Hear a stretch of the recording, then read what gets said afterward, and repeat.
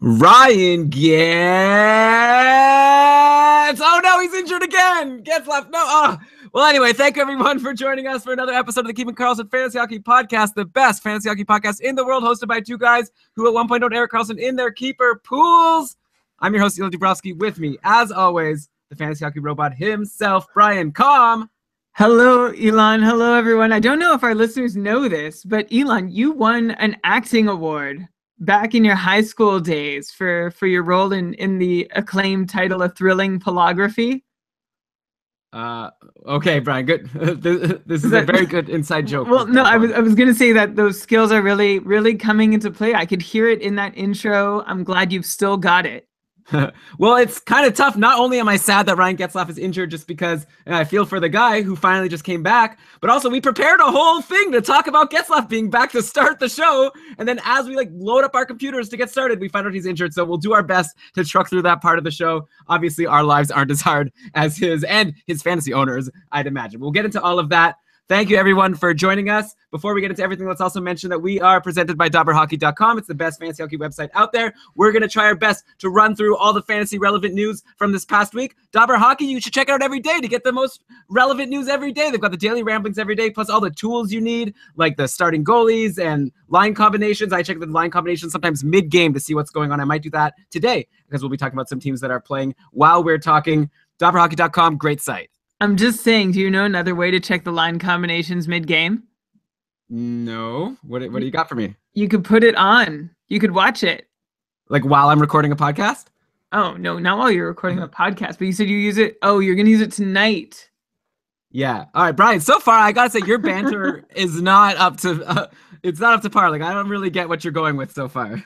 I had no business referencing the title, like your made-up title with a made-up word of the silly thing that you did win an award for. But you did win it.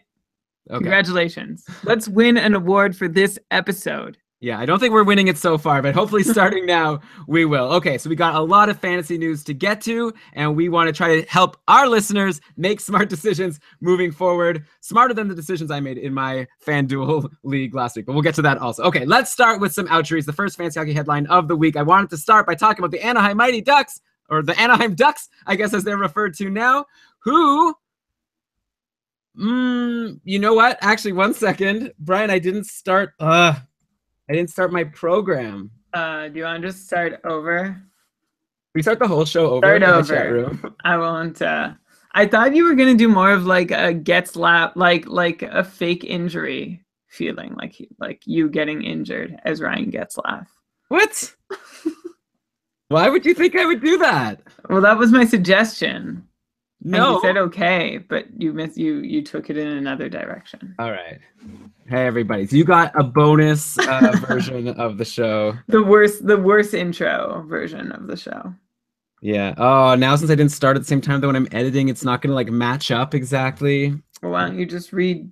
Oh, well, you want to? Oh, you can't stop this and restart it. Oh, too crazy. All right, we'll just do it. I'm starting it now. I'll have to just adjust. All right. Thanks everyone for sticking with us. Now we're gonna start over. Ready, Brian?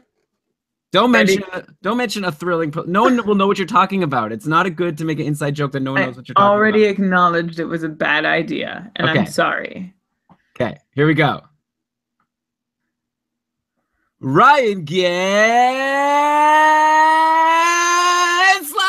he's injured already. Oh, well, anyway, thank you, everybody, for joining us for another episode of the Keeping Karlsson Fantasy Hockey Podcast, the best fantasy hockey podcast in the world, hosted by two guys who at one point owned Erik Karlsson in their keeper pools. I'm your host, Elon Dubrowski. With me, as always, the fantasy hockey robot himself, Brian Com. Hello, Elon. Hello, everybody. So sad about Ryan Getzlaf. Right to kick off the show, we had this whole all Anaheim start beginning with what a success he's going to be. He's healthy again. Everything's good. And then just before we record, gone.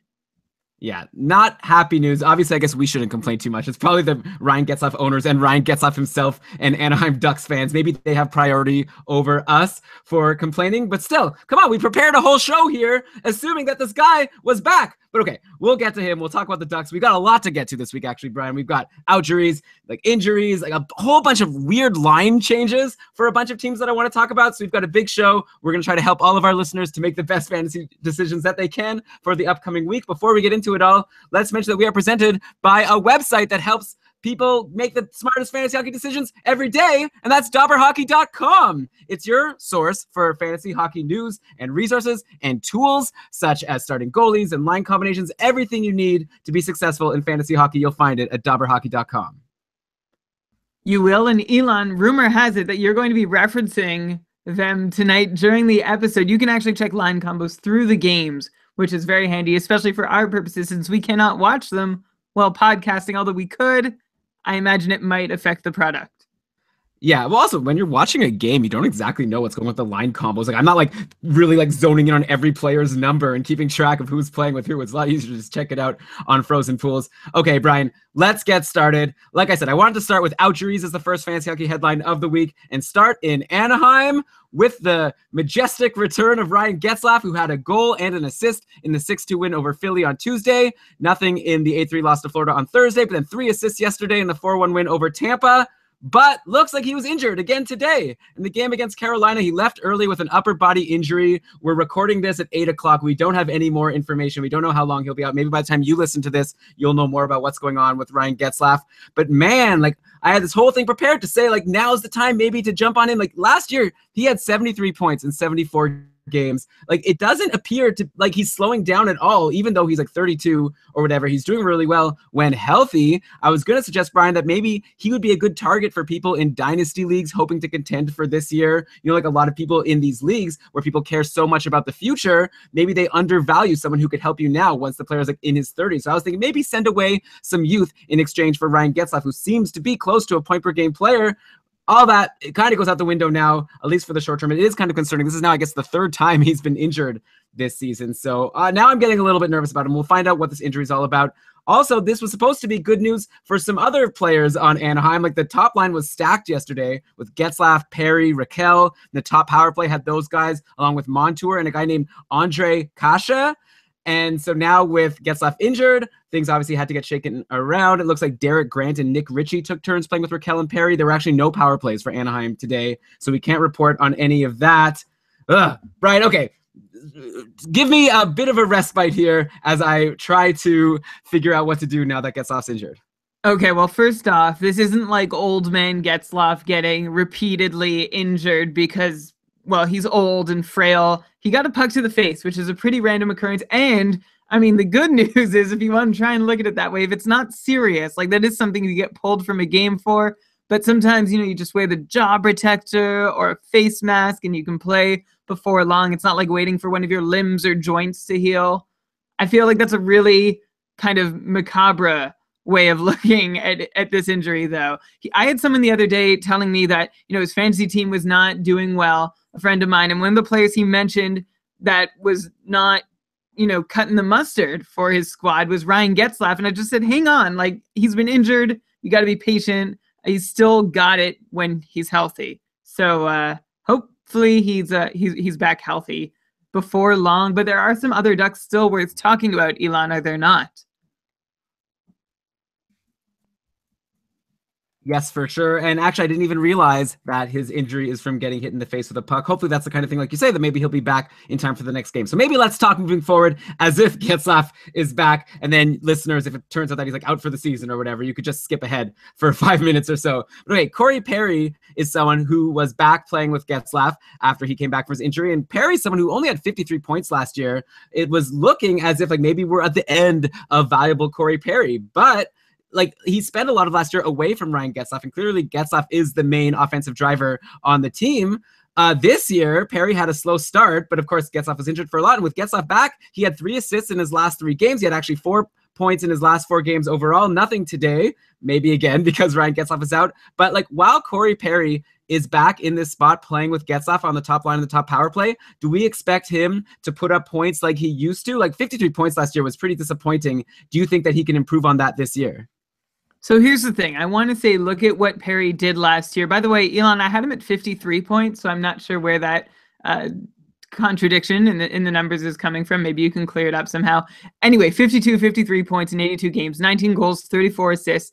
And so I'd look at that and say, hey, Corey Perry's getting older. Don't expect him to outscore that number because, well, A, he's a player type that normally doesn't age well, and B, he is moving along that aging curve, being in his age 32 year.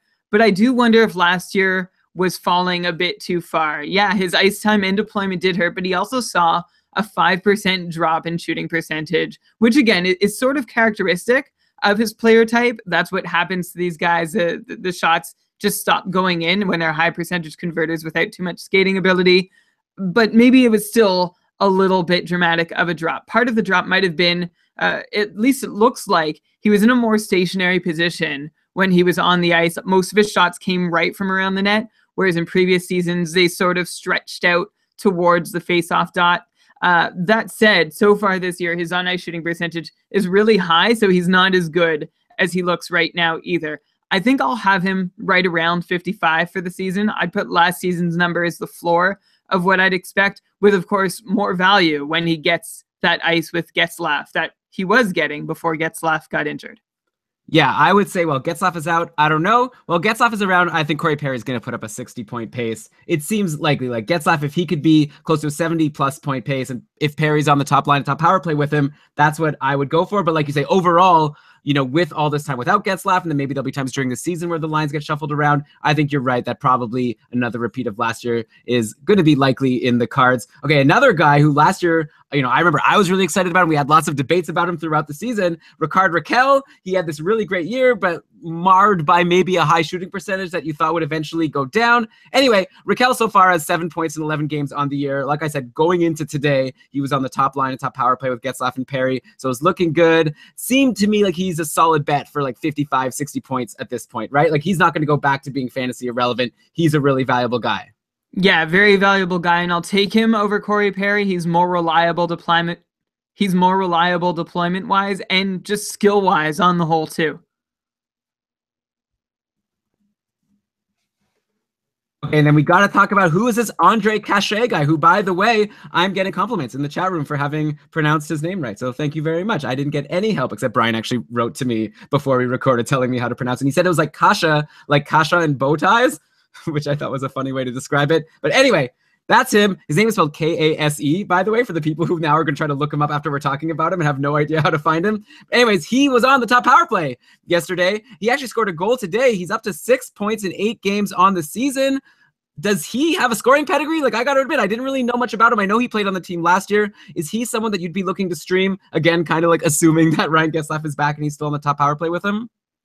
Yeah, potentially. He's someone who was not coming into the league with a huge scoring pedigree, a very late round pick, 7th round, 200 and something overall back in 2014. And Cash had 15 points in 53 games last year, which are occasional turns of good deployment. But he did deserve that call-up, as unfortunate as his NHL production looked. He deserved to be there after being a point-per-game guy with AHL San Diego to begin the season. Kasha's pedigree as a scorer is, as of yet, mostly unknown. He's coming out of, I think it's the Czech League, but he at least looks like a guy who can fill out a top 6 spot. I think the Ducks actually probably appreciate him just as much for his ability to carry the team's second highest shot attempts for percentage since the start of last year, even when playing with the likes of Antoine Vermette most of the time. So that doesn't really affect his fantasy production, but on the whole, I would stream him. Not desperately. I'm not going to drop anybody certain for him. He has 3 goals on 13 shots. Actually, he scored again tonight. 4 goals on 14 or 15 shots. Whatever. In any case, that shooting percentage isn't quite going to hold. But while he's on that top power play, he does make a good option if you're looking for a replacement for a previous streamer who's not doing the job for you. Yeah, definitely makes sense. Yeah, anyone on the top power play that's a power play that's doing well is worth streaming. And that's what brings us to the defense on Anaheim. And we have Brandon Montour, who's still been the guy on the top power play. He has been there, even though like Vatanen came back, Lindholm came back, actually, Vatanen didn't play today. So Vatanen came back. Sami Vatanen I'm talking about yesterday for Anaheim's game. Then today he was scratched again. I guess he's really getting eased in. And also Sami Vatanen didn't get power play time, didn't have any shots yesterday. So I don't really know what's going on with him. He doesn't seem like someone especially appealing to me. And, you know, Hampus Lindholm is back, but he was never really used as an offensive guy, even though at this point he has an assist today. He's up to a goal and 2 assists in 4 games played. So I am curious to know what your thoughts are on him. But I think the real sort of ending point is that Brandon Montour is still on the top power play, even though all these players are back. Of course, Cam Fowler is injured, which is how Montour got this spot. But yeah, Montour had a goal and an assist yesterday, both on the power play. Nothing today, but he has 5 points in his last 5 games. He's up to 7 points in 11 games on the year. We suggested adding Montour last week as someone who might get on that top power play with Fowler injured. But at this point, he seems like a must add, I would assume, at least as long as Fowler is gone. Yeah, must add. As for the other guys, Vatanen, someone I held all of last year to varying degrees of satisfaction, mostly dissatisfaction, but sometimes he would give me a couple shots, a couple blocks, and be able to put up a point every so often, but you're not expecting huge offensive production. Same thing for Hampus Lindholm. I'll watch him and see what he can do in that depth chart. It seems like the spot should be open if Brandon Montour's in it. Like, why not give it to one of the incumbents like Vatanen and Lindholm who've already done it? Doesn't look like that's happening just yet. If I'm desperate to fill a 3rd or a 4th spot, I guess I'll go with Hampus Lindholm, or, you know, if I don't care with the guy, or if I don't care for the guy I currently have on the low rung of my defensive depth.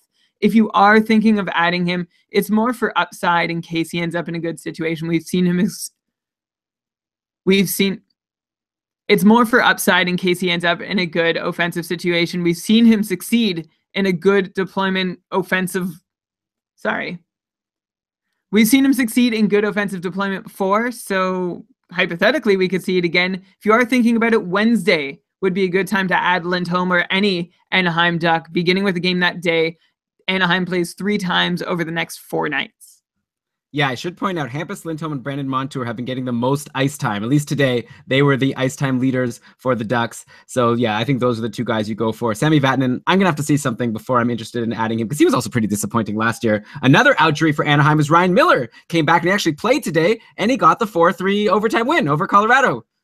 And he got the 4-3 overtime win over Carolina. He stopped 34 of 37 shots. He had a good game. At the same time, John Gibson, he has a .921 save percentage on the year. I can't imagine his job is in much jeopardy, but it'll be nice to have Ryan Miller there, I guess, to stave him when... Spell him, maybe? Yeah. But it'll be nice to have Ryan Miller to spell him. You know, Gibson has had injury issues in the past. So maybe this could be good for Gibson that Ryan Miller is back. Or am I just being optimistic as a Gibson owner? No, I think that's perfectly reasonable. Miller's there to play, 25 games this year and to step in if Gibson gets injured or really struggles and needs a timeout. But you don't really have to worry about his job being taken for now or ideally for the whole season.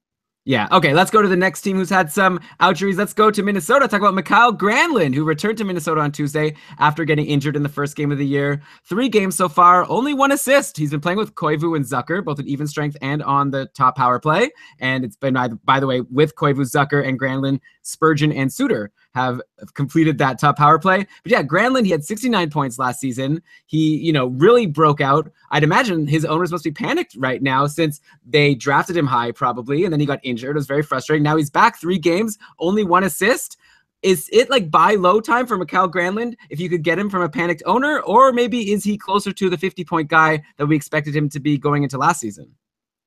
Yeah, anyone panicking about Mikael Granlund can't be panicked. Not reasonable to be panicked on 1 assist in 3 games since coming back from injury. Look, we know we aren't expecting him to be a 70-point guy again, and the reasons for that we covered in our off-season episodes, but I still think Granlund can meet expectations as a 55, 60-point player. That's hopefully who you thought you were drafting, and who you can still expect to be on your fantasy team.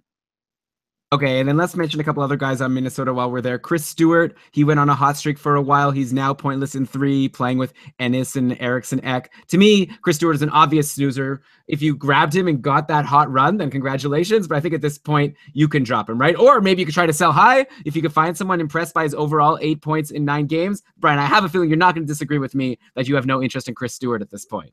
I don't, and I don't know who will. I'm not sure Chris Stewart is a name that you can really sell high on. Go ahead and try. But sometimes when you're selling high on someone that you're ready to drop, you hold them in your lineup for like an extra week when you really could have used that streaming spot instead. I wouldn't be too stubborn about trying to find a deal where you can trade him off instead of dropping him for nothing, because he's really not worth all that much to you or your opponents at the moment. Yeah, for sure. Okay, bye, Felicia. Goodbye, Chris Stewart. Drop him from your lineup.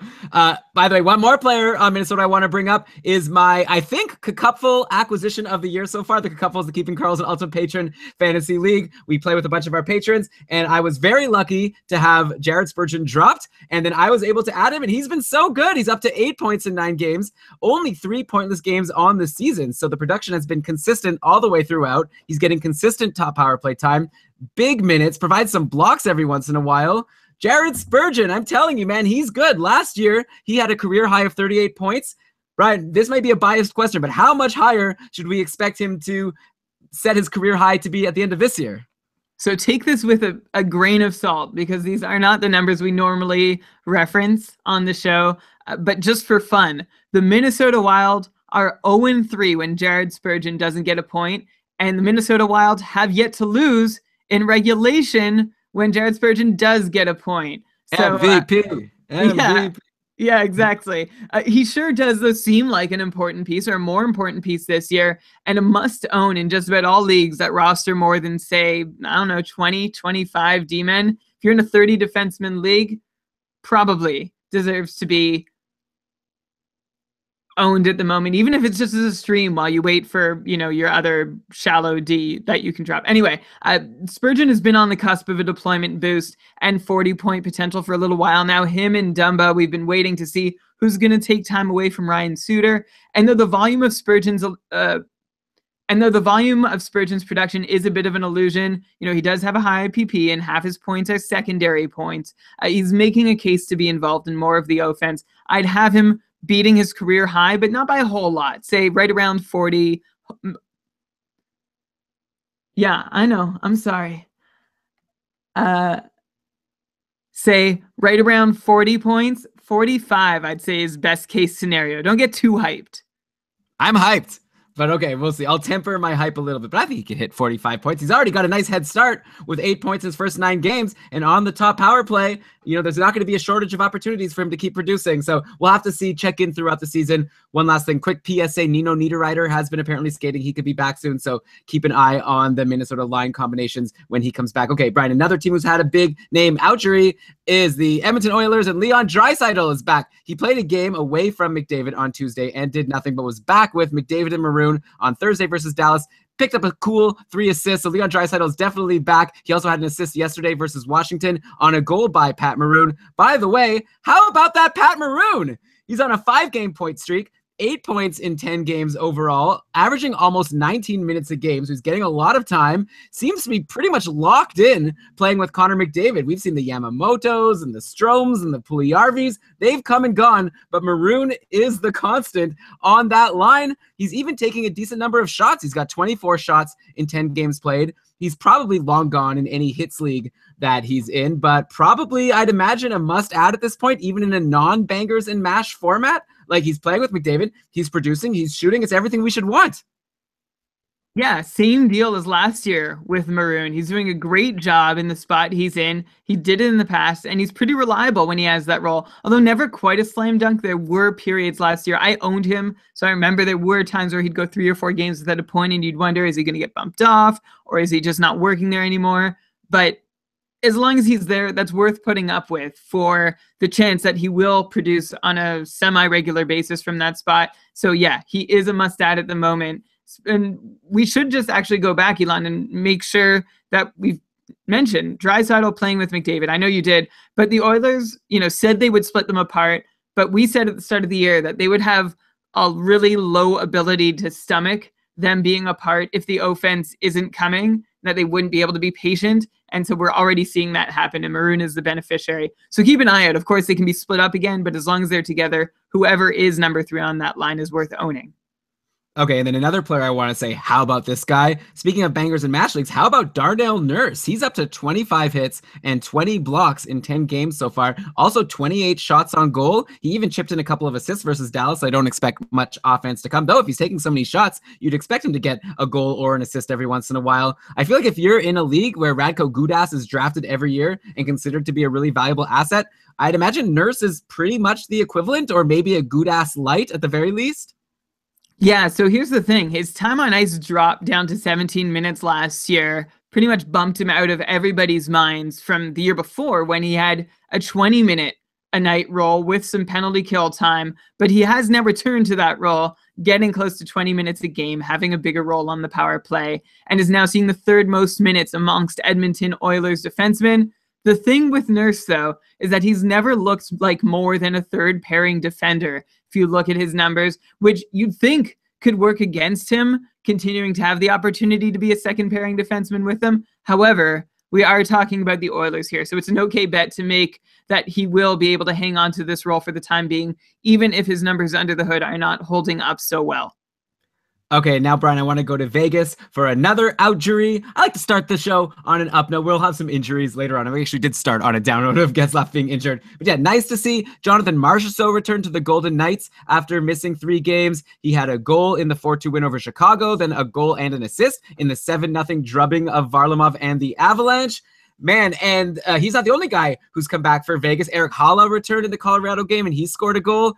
Meanwhile, on the other side, we have Vadim Shipachyov, who was sent to the minors, didn't report, is now suspended by the team and actively being traded. So I don't think that we're going to be seeing Shipachyov back on Vegas anytime soon, but it seems like it doesn't really matter. The Vegas Golden Knights are winning games. They've won 8 out of 9 games so far on the year, and there are so many people that I could bring up as potential streamers to you. Like last week, Brian, we were talking about Neil and then Shipachyov, and you said that Shipachyov is the second most valuable Vegas forward after Neil right now in terms of people you'd be interested in streaming. Obviously, at this point, Shipachyov is out of that conversation, so I feel like it's time to revisit. Is there anyone you'd add to your team at this point? Like, you're a cupful team, tier 1, you know, you have a lot on the line. Would you add any of these guys? I'm going to run down a whole bunch of Vegas players who have been producing, and I want to see who you would potentially go after. So looking at the lines, like Neil's been playing with David Perron and Cody Eakin. Like James Neal, 10 points in 9 games, 7 goals, which is kind of crazy. Like 7 goals, 31.8 shooting percentage. It's probably not going to last, but still, he's producing. He's doing really well. David Perron, 7 points in 9 games. Eakin, a measly 5 points in 9 games. Usually when you're the third on the line, you're not still like a 45, 50-point player. But hey, this is the Vegas Golden Knights. Then we have Jonathan Marchessault playing with Riley Smith and William Karlsson.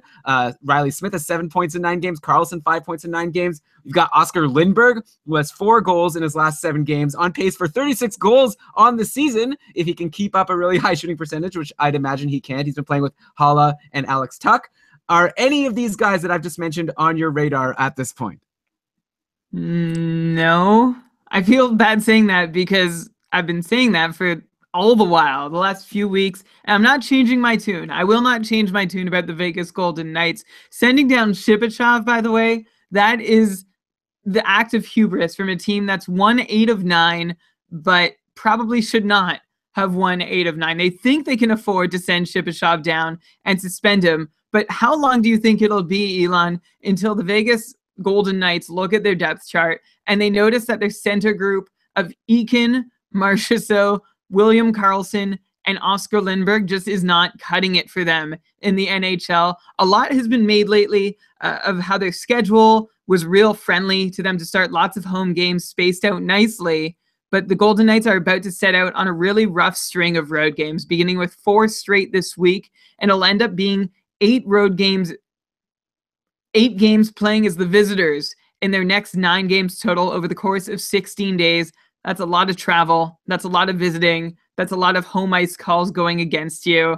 And it's a big opportunity for the team to crash down to reality. So as you can tell, I'm still not buying into the team. And as such, I can't get excited about adding any of these guys. I guess Neil and Marchessault are the likeliest guys you want to own. Then Riley Smith. Then David Perron. There's nobody else at forward. And these guys are not the type of players you want to rely on. So, and I've been saying that all season. I acknowledge that you've probably missed out on a good run from Alex Tuck and Riley Smith and all the guys I just mentioned. You missed out on a little bit of that, but in the long run, I should hope you never sacrifice anybody worth 50 points or more for any of these guys. All right, fair. Well, maybe you'll change your tune on defense. We've got Nate Schmidt, Colin Miller, and Brad Hunt, who've all been seeing a good amount of power play time. Colin Miller actually is the one that kind of interests me. He has 5 points in his last 4 games, 4 on the power play. Then you've got this guy, Brad Hunt, who I'll admit I hadn't heard of going into this season. He has 5 points in his last 4, 3 on the power play. Both, by the way, both of these guys, Colin Miller and Brad Hunt, only had 1 point each in that 7-0 game versus Colorado. So it's not as if they just, loaded up on a bunch of points against the Avs, and now I'm making it look as if they have like 5 points in 5 games, as if they've been super consistent. Anyways, Brian, back to Colin Miller. I recall we liked him for like a short time last year on Boston. It looked like he had a bit of an offensive upside. Now he seems to be one of, if not the top power play guy on Vegas. Though, of course, the big elephant in the room is that they waived Griffin Reinhart today, and Fabrice in our Facebook group, and we've seen on Roto World that it's been suggested that this could mean Shea Theodore will finally get called up. So perhaps he'll be the top power play guy. Curious to know, any interest in any of these defensemen? Any interest in Shea Theodore now that he's going to get called up? Yes, some interest in Shea Theodore. If he QBs the top power play unit, you automatically have to have interest in that, assuming that it should be good for about 40 points. We don't know what his shot rates will look like yet with the amount of ice time he gets. We have mentioned Brad Hunt on the show before, Elon. He did have a nice little run last year with St. Louis. He had 5 points in 9 games. It might have been over fewer games even, but he's essentially an AHL journeyman who's been producing quite well in the minors since like 2012, but nothing really to speak of in the NHL. Same as the forwards. You can stream some of the defensemen, especially the power play guys, but with the same caveats that I mentioned for the forward group and the Knights as a whole. I would not drop any 35 or 40 point defenseman for any of them, except maybe Shea Theodore, and I'd actually want to see a game or 2 of him first before doing so, if you can afford to wait. Yeah, some people might have to then wait and not get Shea Theodore. I know there's a lot of excitement about him. I don't know. While you're waiting for Shea Theodore, Colin Miller is looking pretty good to me. I got a hunch. Let's see next week how Colin Miller does over the week. I know what you're going to say about Oscar Dansk, who has a .959 save percentage in a little over 2 games. Now that Subban and Fleury are both injured, maybe one of them will come back soon, but for now we've got Dansk as the starting goalie. But if you're saying that he's about to go into a really tough road trip, maybe now's the time to sell high or forget about him. Maybe he's a scary start moving forward, though it's hard not to start a goalie who's done so well and is on a team that can't lose. It sure is, except they really can lose. And so you can add Oscar Dansk for starts, but getting wins and good numbers from the Vegas goaltender is not going to be as automatic as you may have been led to believe from the start for the season. Also, before we move on from Vegas, Elon, I want to give a shout out to my cupful opponent this week, Simon in Tier 1 Sweden, who anyone trying to pick up Theodore in our division will note that he's been gone since the start of the year. Simon has been holding him all this time, likely waiting for this moment, and I'm glad I faced him this week instead of having to worry about it next week. Yeah, Theodore's available in my division, and I guess I don't like giving heads up to people in my division. Maybe there'll be some fab bids for Shea Theodore tomorrow in the Ottawa Tier 2 division of the Cupful. Okay, Brian, before we move on to some injuries and all these crazy line combinations I was alluding to, let's take a moment to thank our friends who have sponsored this episode. Those are the great people over at FanDuel. FanDuel, it's a daily fantasy hockey game, and it's a lot of fun. We talk about season-long leagues on our show. We're talking about guys with long-term upside. But, let's say you don't have the chance. Brian, you're in Tier 1, and apparently you can't get Shea Theodore, but you can grab Shea Theodore when you play FanDuel because you get to set a new lineup every single time you play. And maybe his value will still be kind of low because he hasn't played yet. So maybe there's a little good tip when you're playing daily fantasy. Next, maybe grab Shea Theodore for his first game back with Vegas. But yeah, basically, with FanDuel, there's new contests starting every day. You play whenever you want, something for everyone, lots of contests to choose from. Starting at just $1, you pick a contest, you choose your team, you watch your score real time. It's a lot of fun. We've actually got a Keeping Karlsson FanDuel League running every week for the Tuesday night games. The contest opens around Monday at 8 p.m., so you definitely have to check it out. We filled it the last 2 weeks, and it's been a lot of fun. Though last week it wasn't as fun for me because I came in last place. Okay, I thought it was a good strategy, this idea of just loading up on players on a couple of teams. So I went with the Sens players versus LA, and I went with some Buffalo players versus Detroit. And yeah, none of those players got any points. All of my Hoffman and Evander Kane and Mark Stone and Erik Karlsson, nothing from everyone. Meanwhile, the team who came in first, S. Zentiger, had like 201 points compared to my 76. He just like killed it, got John Tavares in one of his hot games. Patrick Kane, like Shea Weber went in that one game where Montreal scored a lot of goals. So yeah, there's the ups and downs. I have a feeling I'm going to do better next Tuesday. Can't do any worse. If you want to join us in our weekly FanDuel game, you can check out fanduel.com/Karl, Karl. Just sign in anytime on Monday or later after like 8 p.m. and you can sign up for our weekly league. I also made a mistake. I finished 13th, so way better than you. And I've never finished dead last. That's very embarrassing for you. But for the second week in a row, I bet big on the team. I went big. I stacked players from the team playing Vancouver on the road. Last week, I did it with Ottawa, although I don't remember if they were on the road or not. This week, I did it with Minnesota. Both teams got shut out and essentially cost me my several standing spots. So I hope to get that back this time. By the way, if you're thinking of it, I don't know, new users on FanDuel, if you use our code, you're going to get free entry into the NHL Breakaway Contest with thousands of dollars in cash prizes guaranteed to pay out when you make your first deposit on FanDuel. Just visit FanDuel.com and sign up with the promo code Karl. That's FanDuel.com, promo code KARL. And we should also make sure to note, it's very important to know that this offer is void where prohibited. I love that. I love the void where prohibited. Just like our advice, anytime we cost you anything in your fantasy leagues, just remember that our advice was also void if it was bad or prohibited. Okay, let's go. Actually, a couple more injuries before we get into the injuries. There are a couple goalies that came back last week. I made a whole big deal about all these goalies being injured. Turned out not to be for very long. Tuukka Rask, he came back yesterday. Played well, actually, in a 2-1 OT loss to LA. So good for Tuukka Rask. I'm still nervous about him this year, but who knows? Obviously, he's capable of putting up a good game every once in a while. Let's see if he could do something consistently. And then Corey Schneider was also good. He made 34 saves in his return, a 4-3 win over Arizona. We talked about these guys last week when they were injured. You could go back and listen to that episode to hear our takes on these goalies overall. I assume nothing much of relevance to say right now, aside from time to drop Khudobin and Kincaid if you were going to ride them during these injuries. Yes, that's all you need to know. All right, so let's go on to some injuries now. We had already called Andrei Burakovsky a snoozer after he was doing nothing on the Backstrom line, and then he got bumped to the bottom six. Now, Andrei Burakovsky is out for 6 to 8 weeks after having surgery on a fractured left thumb. So, okay, we can forget about him. We already did. But since last week's, the Caps lines have been going through the blender as we've seen names like Tom Wilson and Alex Chiasson in the top six. So I guess they're really trying to shake things up. But hey, they won yesterday, and they got things a little bit back to normal yesterday. So for the 5-2 win over Edmonton, the Caps were rolling lines of Ovechkin, Kuznetsov, and Devontae Smith-Pelly. So that's kind of the weird name. We'll get to him. And then they had Backstrom with Oshie and Vrana. So a couple things of note here. First of all, Jacob Vrana off the Ovechkin line. He had been out of the top six completely for a couple of games, but now he got back in yesterday to play with, like I said, Oshie and Backstrom, which is kind of good. But at the same time, he's pointless in 5 games now. Seems that we could probably call Jacob Vrana a snoozer at this point. If you still have him in your lineup, probably there are better options out there. Or Brian, do you think his now playing with Backstrom inspires any interest from you? It's okay. It's not Ovechkin and Kuznetsov, although Backstrom is a pretty good setup guy to be working with. Vrana's ice time has been pretty steady in the 13-minute range, though, and when he's succeeding, I expect him closer to 15 minutes. That's probably what he's going to need to be relevant. He'd put up 10 shots over 4 games as well, which is still pretty good, especially given that low ice time. And you also can't rule out a return towards some production. Still seems like a reasonably talented guy with deployment upside playing with Backstrom.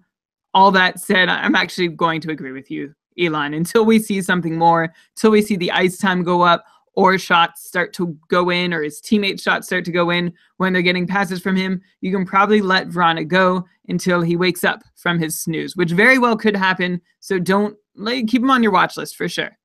All right, but for now, go join Chris Stewart. You're gone, Jacob Verano. Forget about you. But you know who's not gone right now? Line one, Devontae Smith-Pelly. Of course, we all laughed about this when we saw in our patron-only Facebook group when we saw that DSP was going to be on line one with Ovechkin, Kuznetsov. Like, oh my God, what are they doing? So ridiculous. Lol, lol, lol. Then, of course, he went in and he scored a goal yesterday. 3 shots on goal. He played 18 minutes and a half after averaging around 12 or 13 minutes for most of the season. Even had a couple of games below 8 minutes. But obviously, yesterday, Devontae Smith-Pelly had himself a game. He had himself the opportunity and he made the most of it. I feel like I ask you this at least once every season, Brian. Like somehow, whatever team he's on, Devontae Smith-Pelly gets onto a top line and produces for a short spurt. Should people be looking to temporarily add Devontae Smith-Pelly while he's playing with Ovechkin? I know, obviously, it's not going to last. Like, definitely not a long-term thing, but do you like him as a streamer for now? Can I predict the future? Can I predict whether Smith-Pelly is going to stay on that line for another game or keep producing if he's there? Obviously not. You made light reference to it, but remember when Devontae Smith-Pelly was dealt to New Jersey, he scored 7 goals in his first 9 games with the team, and he even tacked on 3 assists with that for an above point per game pace that carried for like 2.5 weeks, which for me is like 2 or 3 episodes where I was saying, don't get into it. Don't get into it. So I'm a little scarred from that still because you might have missed out on some production. So take him at your own risk. Take him at your own risk. At best, what's happening right now will be what happened with New Jersey. It's not going to get a lot better than that. And remember that if the Capitals won't tolerate Tom Wilson on their first line for very long, who shouldn't be there himself but has been, I can't imagine that they'll let Smith-Pelly stay there for very long either. Well, hey, all I'll say is they won their last game and DSP scored a goal. So I imagine he'll at least still be on the top line for their next game, which is actually tonight. So I should mention that maybe by the time you're listening to this, you'll know how Devontae Smith-Pelly did in game 2 on that line against Calgary. And so we'll see. And then if he does well again, then maybe look at him for a daily fantasy ad and maybe a short-term ad. But like you say, yeah, nothing that's going to last. It would have to be lucky. But hey, if you're playing with Alex Ovechkin, you have a chance to get an assist for sure. Ovechkin, by the way, 3 assists yesterday. Normally he doesn't have a stat line like that, but probably pretty surprising for people who needed assists and got them from Alex Ovechkin and not a goal. Okay, another injury I want to bring up. Cam Atkinson was hurt in the second period yesterday for Columbus. He only played 1 minute and 32 seconds in the third, though, so that means maybe he's okay. Could be nothing. We'll stay tuned and see what's going on with Cam Atkinson, but I was planning to bring him up on this show anyways, as he's been kind of disappointing. Only 5 points in 11 games now on the season, 34 shots on goal, so that's good, but definitely not what people who drafted him were hoping for after his 62 points last year. We warned during the summer series that he may only be closer to a 55-point guy, which is what he was near the end of last season. At this point, now that we're seeing him having a disappointing start, are we going to stick with that projection, Brian, of Atkinson being a 55-point guy, or do you have any changes in that opinion? No, we're going to stick with that. And it was shooting percentage last year with Atkinson that signaled that he may have overperformed last year when he did shoot just over 14.5%. His career average had normally been at 11%. And if you regress that shooting percentage and looked at what Atkinson's goal totals would have been, his numbers did portray him pretty well as a 55-point player. He's also, by the way, not this young fella with huge upside that some still mistake him to be. This is his age 28 season. And yes, I double and triple check that because I myself was surprised about it. So we have to figure that Atkinson has just about already hit his peak if he does follow the usual NHL aging curve, and I don't know why he'd be special in this case. So no, I'm not going to budge though off that 55 points to even downgrade him further. And in fact, I'd still consider him at least as likely to beat that number than fall short of that number. Atkinson's offensive numbers this year are actually looking really strong to start. He's still getting his 3 shots on goal per game, and all of his offensive rate stats, shot attempts for, shots on goal, expected goals, they're also all up over previous years. On top of that, he's riding team-wide waves in Columbus of increased shot attempts for percentage and offensive zone starts. So that's good for him on the whole, as long as he keeps benefiting from whatever the team's doing that's bringing them success in those categories. So I'm actually going to call this a buy low opportunity on Cam Atkinson. If you can deal a 50 to 55 point player for him, I think there's a good chance you're getting a 55 to 60 point guy back. Huh. Well, there you go. Well, I'll tell you one thing, though, that is concerning me a little bit about Atkinson beyond just his only 5 points in 11 games is that these Columbus lines have been pretty wonky lately. Long gone are the days of like Panarin, Atkinson, Wenberg, which is what we all expected going into the season. All three of those players started the game yesterday at St. Louis on different lines. The Blue Jackets were running Panarin with Foligno and Josh Anderson, and then Jenner with Dubinsky and Atkinson, and then Matt Calvert with Wenberg and Oliver Bjorkstrand. Curious though, Brian, like who are the winners and losers here? Probably the listeners. Like that was probably really fast going through. Let me tell you one more time. Panarin, Foligno, Anderson, Jenner, Dubinsky, Atkinson, Calvert, Wenberg, Bjorkstrand. Overall, lots of people on Columbus, aside from Atkinson, are having really good seasons. Like we have Artemi Panarin. He has 10 points in 11 games. He's pointless in his last two, and I'm not worried about him. Wenberg has 8 points in 11 games, but only 2 assists in his last 5. Foligno has 8 points in 11 games, but he's also pointless in 2. I'm starting to get a sense that Columbus might be slowing down after a really hot start. I guess that's why they're starting to shake up the lines. We've got Oliver Bjorkstrand. He's actually on the opposite end. He didn't start very strong, but he's actually started to come on with 3 points in his last 4 games. We've got Seth Jones with 8 points in 11 games. He's been really, really good. Everyone was talking about Werenski going into the year, but it looks like Seth Jones is the one putting up the offensive numbers so far. Anyways, I know I've just thrown a whole bunch of names at you of Columbus players. Just kind of curious to get your general sense of Columbus guys at this point. Like, are there any players who you think are going to continue to be really good? Are there people that you're expecting regression from? Like, what's your sense of this team so far? There's nothing really that's happened to change my mind about any of the projections we sort of had for them going into the year. So just to really run through those quickly, I'll say Panarin and Wenberg, they're going to be okay, keeping up their current production, maybe at a slightly lower pace. Foligno and Bjorkstrand, they're both probably going to fall off a little bit, though I do recognize Bjorkstrand's only just gotten going, but his numbers are still a touch higher, or his percentages are still a touch high, which is oddly concerning. Hopefully more opportunity and better deployment is going to help him, though. And Seth Jones will also slow down a bit. He is outscoring Zach Werenski, by the way. Werenski with just 6 points in 11 games, which is kind of rude to say just, because it's still over half a point per game pace. Because it's still over half a point per game pace from a defenseman. But I'm not sure. Anyway, Seth Jones is still going to be one of the most unheralded 40-plus point defensemen in the NHL this year. He's on good track for that. And on the whole, Columbus is looking like a pretty capable offensive team. I'm not buying that they're about to slow down. Maybe they have hit a little rough patch and they're changing their lines. But if you look at the points and goals that have been scored, I expect them to be able to keep up that pace. They're third in the league in expected goals for per 60 minutes as a team, with excellent possession numbers and a sustainable team shooting percentage to boot. Mind you, Montreal is actually right behind them in the expected goals for per 60 and shot attempts for percentage numbers, and we've seen a lot less from their offense. They've been on the very wrong side of the shooting percentage. But to take it back to Columbus, I'm into them. I think what they're doing is mostly sustainable, and I think Atkinson is going to be okay to circle way back to the beginning. Okay, fair enough. We had a question in the chat room here. Is Werenski now a buy low candidate? That's from Matthew. I mean, if you're saying that they're doing well overall offensively, I'd imagine he's going to get in on a few more goals. Yeah, right now, he's not doing so badly. He's on a 45-point pace, which is exactly what we said to expect from him. I guess it just looks not as great. What I was trying to say before I said, I'm not sure, I don't know, is that it doesn't look so good. It pales in comparison to what Seth Jones has done so far, but I still expect Werenski to handily get to that 45-point pace. Okay, and then just like Cam Atkinson, we had another injury yesterday where we still don't know how serious it is. Shane Gostisbehere was injured in Philly's 4-2 win over Toronto yesterday. He left with an upper body injury, so I don't know if that means a puck to the face or something. Apparently, that can mean anything, but yeah, no word yet, as far as I know, on the severity of his injury. Gostisbehere is having an amazing season. He has 13 points in 11 games played. Obviously, this bumps up Provorov's value for however long Ghost is out.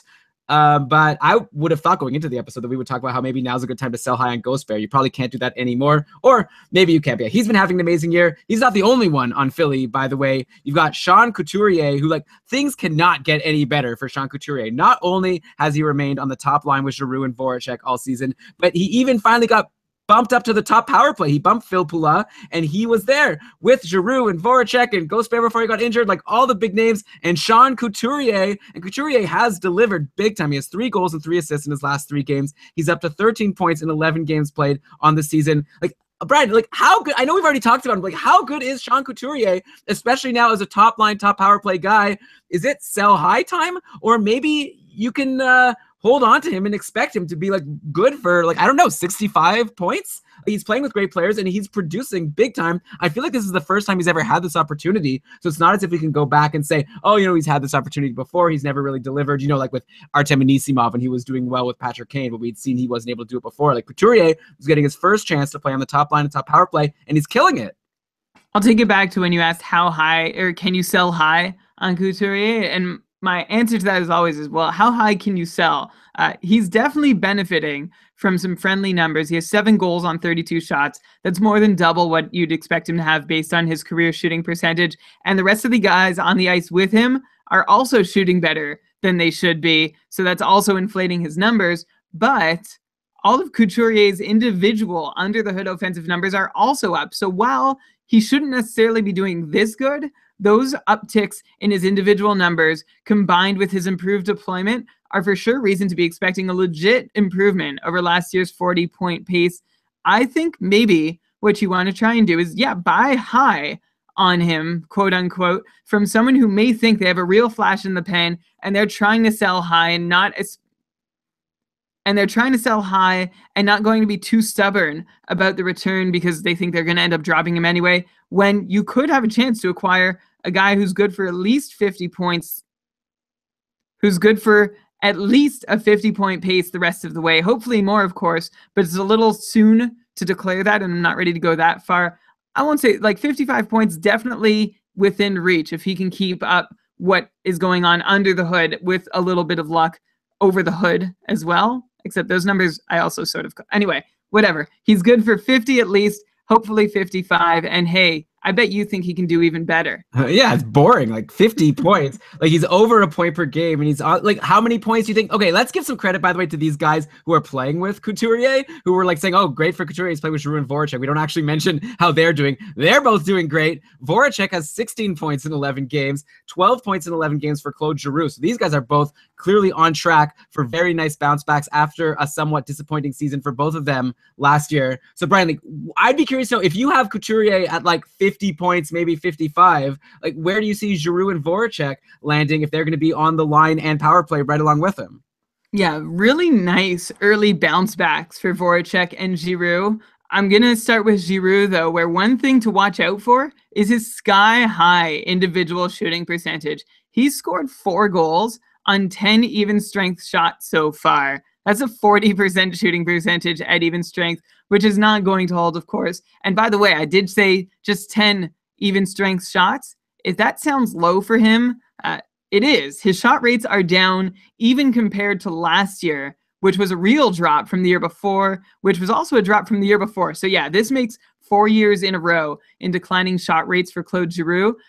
Seems like for sure his 3 shots on goal per game days could not be a fair expectation for him anymore. He's averaging just a shade over 2 shots per game, even when everything is coming up aces for him on the score sheet. So that's really great production you're getting from him, not great shots. And when that production does regress, you're going to be sort of left out in the cold with how many shots he's offering, not offering you much else.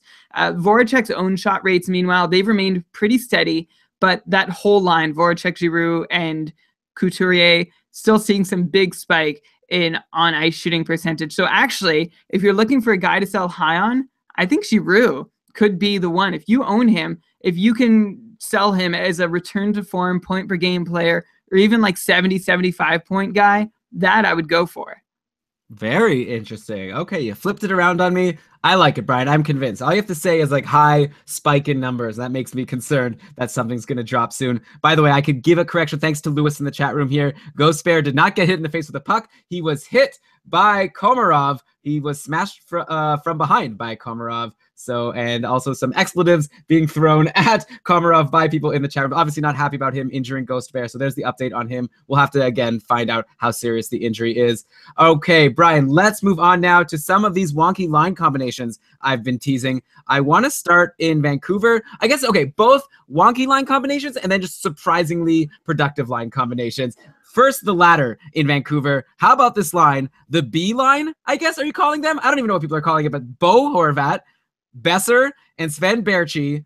Wow, they are doing so well. And the Canucks are doing well, by the way. The Canucks have won 4 games in a row now. Clearly, this line has a lot to do with it. Like, Sedins are doing nothing, but Horvat, Besser, and Berchi, they're all over a point per game over this last week. Overall, Brock Besser is up to 9 points in 8 games on the year. Sven Berchi has 8 points in 10 games. Bo Horvat has 7 points in 10 games. They're also playing together, the 3 of them, on the top power play, at least in the last game.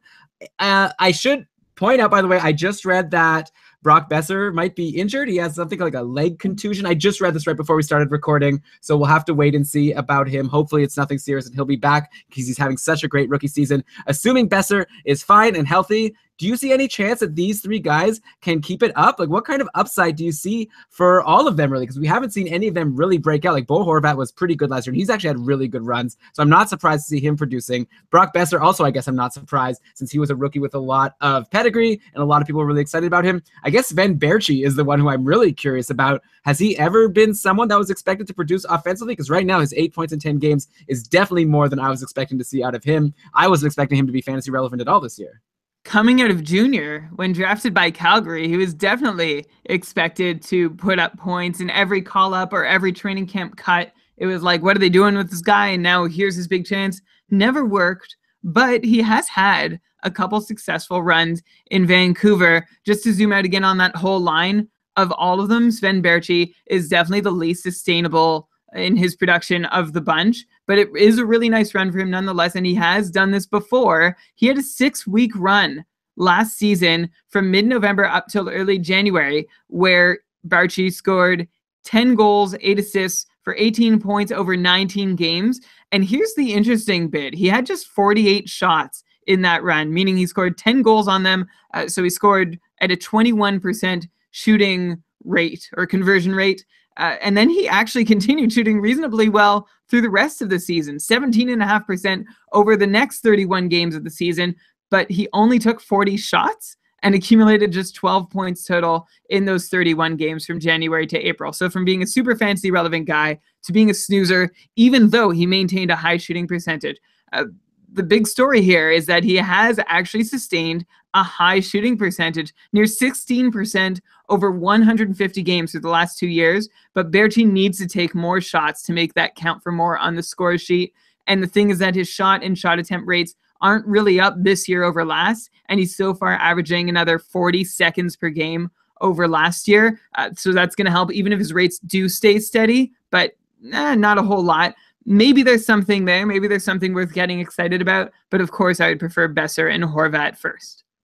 Yeah, but assuming those guys are taken, your stream of the week might be Sven Berchi. Obviously, it depends what's going on with Brock Besser. Nice to see him producing for now. He was added in my Cacupful league, even though he didn't play for the rest of the week, and he was added like on Friday or something. So obviously someone is very excited about him.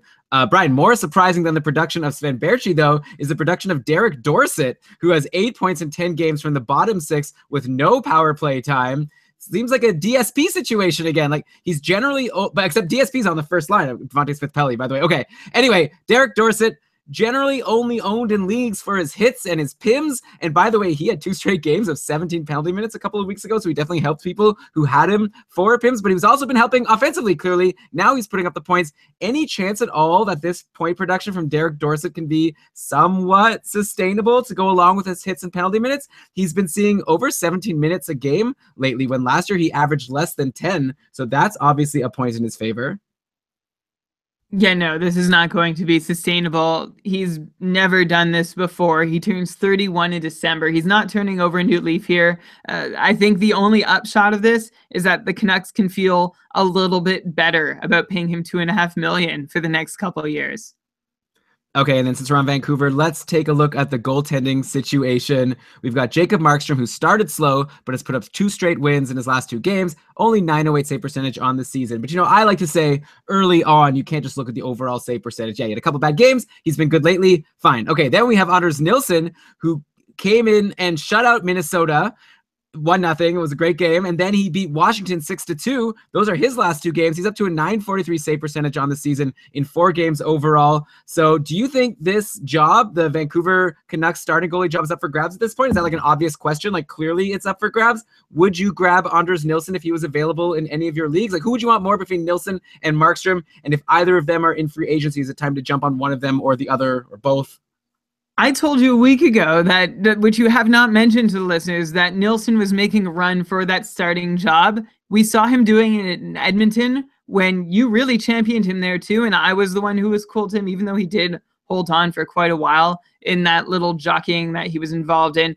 So yeah, I would grab Anders Nilsson for sure. This is not like an Oscar Dansk situation, only because Vancouver is looking better than Vegas and better than I definitely thought Vancouver would look at the season start. There's reason for some optimism that the Canucks could be reasonably competitive this year. Now, whether that's best for a team that may actually be better served by a lottery pick, that's unclear. But for fantasy owners of Vancouver's starting goalie, it's undoubtedly a good thing. And Nilsson looks to be making a real strong case for the job. I could see him getting a few more opportunities to really entrench himself in there over the next few games. Yeah, I guess I'll just say to you, Brian, like, yeah, he's looking good. He's had a couple good games for sure. He's had a really good start to the season for sure. But also, I wouldn't just count out Jacob Markstrom just yet. He's also been good in his last couple of games. He had a bad start. I feel like, maybe Nilsson gets the next start, but one bad game from Nilsson, and we're right back to starting Markstrom, and the whole thing goes again. So I wouldn't go too crazy about Anders Nilsson dropping someone big for him. You can tell me if you disagree with me. I feel like this job is still very much up for grabs and could just be a 50-50 thing for the rest of the year. Yeah, this is not to say, like, it's similar to Oscar Dansk in that Anders Nilsson, well, he's probably better than Dansk, but he's also not an established NHL starter, and he probably is prone to his own cold stretches, while Jacob Markstrom is prone to some hot stretches too. I imagine the pendulum will swing a few times over the course of the year, but if you have time or the space to add one of them right now, Nilsson would be the one I'd want, but constantly looking to switch back and forth as you see who's starting for them. Yeah, and of course, for like someone wanting to stream a goalie, like it seems like Canucks might be kind of good. So if you're grabbing a goalie for a single day or for like daily fantasy or something like that, maybe one of these goalies, you get them for pretty cheap and they can help you out, get you a win. They've been doing it against Brian anyways in daily fantasy, as he mentioned earlier. Yeah, we'll have to see if the Vancouver Canucks remember that they are the Vancouver Canucks or if they could keep up this hot run. Okay, let's go to LA now, where they haven't seemed to be missing Jeff Carter much, as they've won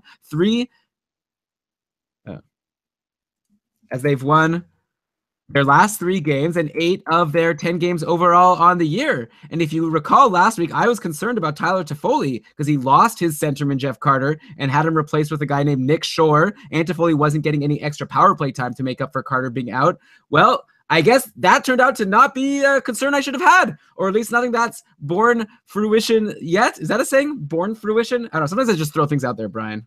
Well, so you could say something bears fruit. I'm not sure if you could syntactically work it around to become born fruition, but I like it. Let's make it a thing, listeners. Hashtag born fruition. I don't even know which born you're spelling, but okay. Anyway, what I meant to say is that Toffoli's been good. And, Nick Shore, he didn't last, but he got bumped by a guy named Adrian Kempe, who's been on the second line. He's a rookie this year, and he's made a lot of people say, Jeff who?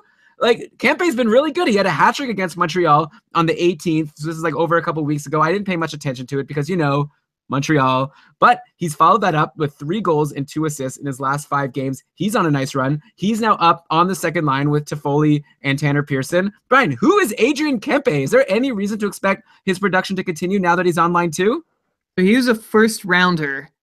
Picked by the Kings, 29th overall back in 2014, and he was a point-per-game guy in his second pro season in the AHL, and that earned him a late-season call-up last season, during which he mostly played with Trevor Lewis and, like past years, Dustin Brown, with a little bit of Baron Gaborik and Nick Dowd thrown in, so not a lot of opportunity there. Nothing like what he's seeing right now, and he is worth watching. He has scored at the closest level to the NHL, so he's doing all right so far. So maybe he can keep it up through the year. I don't know what kind of person I'd drop to add him. Like, he's definitely someone in the streaming spot right now, but if you want to take a swing for him, there could be a lot worse options. Yeah, and also, like I said, even the fact that he's pretty good brings up the value of someone like Tyler Toffoli, who, like I said, he's been good. He scored 2 goals yesterday, had 7 shots. He had 1 goal in the previous game versus Montreal. He actually has 5 goals and 3 assists in 11 games overall. So seems like maybe Tyler Toffoli will be fine. I think I was a little too down on him last week, so I wanted to roll that back a little bit. Yeah, he's got 42 shots in 11 games. That's almost 4 shots per game. 7 shots last game. His rate stats have jumped up to 4 more shots per 60 minutes, and that's shots on goal, not just shots. And that's shots on goal, not just shot attempts. So yeah, Toffoli is just apparently going to throw rubber on a net a whole lot. So yeah, Toffoli's just going to throw rubber on net a whole lot, which is nice in any league that's going to give you credit for that. And then the goals, of course, are the cherries. Hopefully several cherries on top.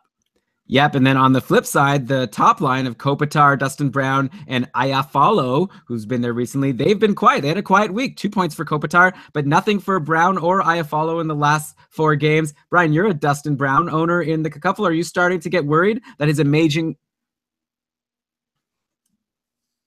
You're a Dustin Brown owner in the couple. Are you starting to get worried that his amazing surge to start the year may have been a mirage, just like he's shown us in the past, or is this just a blip and Dustin Brown will be fine? Like, we both seemed pretty high on him going into the last episode. Yeah, there was some come down for Brown that was definitely due, but we also talked about Elon. Like, I have him on my roster, and I was saying, well, his points have dried up, and I'm wondering if I can stream that spot out now to help me short term with some stats. And you were saying that he's still got the opportunity, and it's not worth giving up on somebody getting that much opportunity yet. And I tend to agree with you.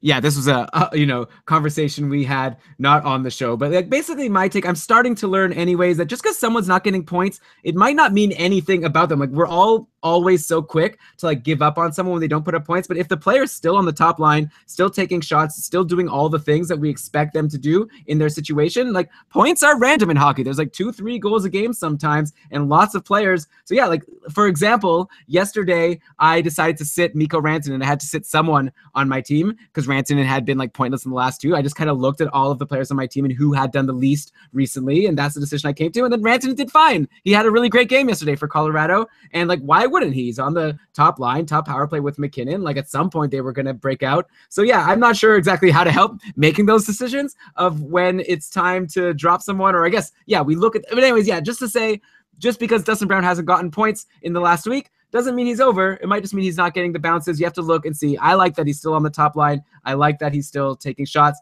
If another week goes by and he doesn't get points, then we'll have to look into it and see if something is actually wrong. But I think it's too early to get too concerned. Brian, I want to go now to the New York Islanders. Big change to their top line. Jordan Eberle was bumped to line 2 for Josh Bailey. We all remember last year, Tavares, Bailey, and Anders Lee did really well for a good long stretch, and it looks like it's happening again. Jordan Eberle was also off the top power play, which now sports Tavares, Lee, Bailey, Matt Barzal, and Nick Leddy. So we'll get to Barzal in a bit. I was actually planning to come on and suggest that maybe Eberle could be droppable in some leagues now that he's off the top line and top power play. But come on. Well, in some leagues. Well, anyways, now I feel silly because he had a great game yesterday. He had an assist in the 6-2 win over He had a great great game yesterday. He had 2 goals and an assist in the 6-2 win over Nashville. So now maybe it seems dumb. Oh, why is Elon saying to drop a guy who just had 2 goals and an assist? But at the same time, like, if he's not on the top line, not on the top power play, like we saw this happen to Jordan Eberle last year in Edmonton, he never ended up getting back on the top line. So maybe this is going to be a journey that he cannot come back from. I don't know. It's obviously been just a game or 2. We'll have to see what happens moving forward. Maybe playing with Matt Barzal and Brock Nelson on line 2 isn't so bad. Like, what are you doing as an Eberle owner at this point? Are you concerned? Your come on made it seem as if you don't even care. First line, second line, first power play, second power play, whatever. You love Eberle no matter what. How can I be concerned when he has 5 points in his last 3 games, 6 points in his last 5? Things are looking good, especially after a slow start from Eberle. If you've held on this long, there's no way you're letting go just as things get clicking. Yes, it's a little concerning that he's not getting to play with Tavares. However, if you look at his scoring log, he's only, of all the points he scored, he has 9 points. Only 4 of them were associated with Tavares, either assisting. Actually, they were all assists on Tavares' goals. Tavares does not assist on any Jordan Eberle goals so far this year. Okay, I'm not sure what you're trying to say. I'm saying that he's doing okay. Like, why would you drop him now? He's hot.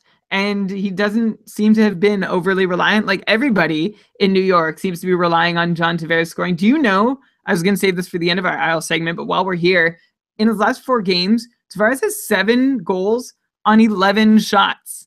That's crazy. Yeah, he probably won't keep up that high shooting percentage, but he is John Tavares.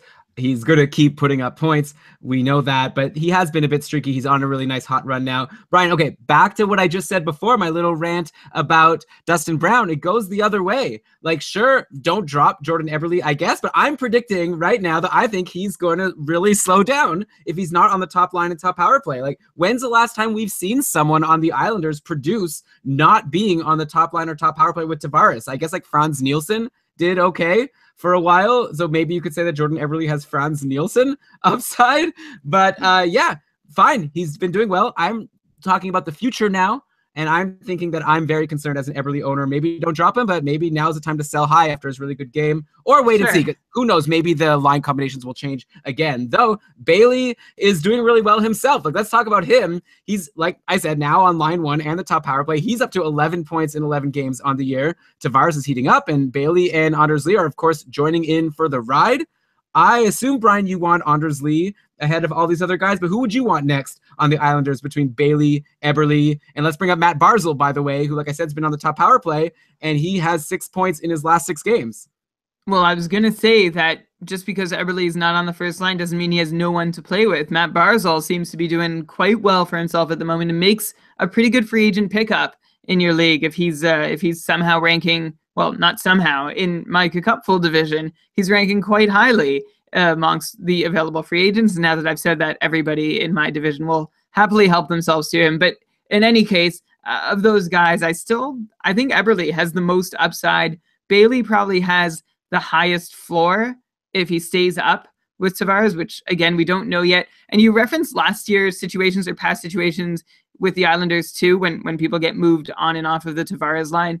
It's different now because Doug Wade is coaching, and we haven't really seen how he handles this sort of thing. We know with Capuano, sometimes there was no coming back from the top line. I'm not really sure that that's the case. I kind of see this as giving Barzal someone to play with, and it's worked out well so far. He's probably the 3rd guy in the group that I'd want to own, though, just because he's still young, still trying to figure things out, and he has the least established NHL scoring.